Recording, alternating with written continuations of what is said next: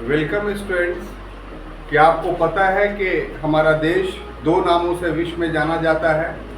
भारतीय संविधान के अनुच्छेद 1 के खंड 1 में कहा गया है कि हमारे देश का नाम भारत अर्थात इंडिया होगा। ऐसी परिस्थिति में इंडिया नाम को भारतीय संविधान से हटाना न सिर्फ असंवैधानिक होगा बल्कि ऐतिहासिक रूप से भी गलत और विरासत को ख़त्म करने वाला होगा। आइए समझते हैं कि आखिर किन कारणों से हमारे संविधानवेत्ताओं ने हमारे देश का नाम भारत के साथ साथ इंडिया भी रखा।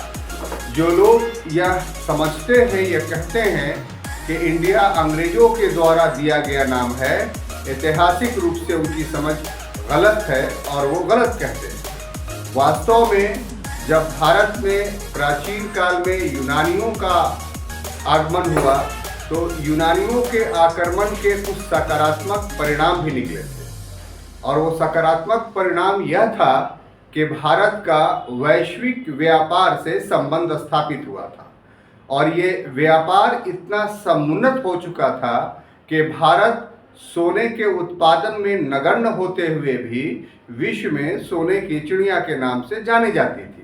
और इस कारण से जो यूनानी लोग थे वो सिंधु नदी, जो सबसे प्रमुख नदी उनकी दृष्टि में था, उसको अपने भाषा में इंडस कहा और इसी कारण से प्राचीन काल में ही यूनान में भारत इंडिया के नाम से जाना जाता था।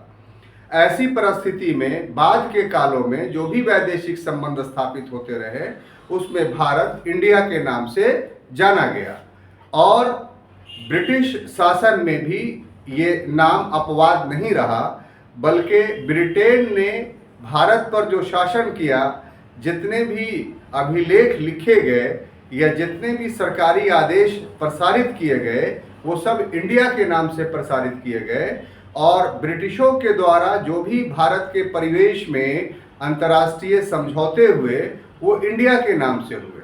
ऐसी परिस्थिति में यदि स्वतंत्रता के बाद इंडिया नाम नहीं अपनाया जाता तो फिर भारत के साथ जो भी समझौते अंतर्राष्ट्रीय स्तर पर हुए थे, जो स्वतंत्रता के बाद भी अनिवार्य था, वो निष्प्रभावी हो जाते। इसलिए मजबूरी थी कि इंडिया नाम अपनाया गया, सिर्फ ये नहीं कि कानूनी दृष्टिकोण से बल्कि इंडिया नाम हमारे विकास की विरासत भी थी, इस कारण भी हमने इंडिया नाम अपनाया।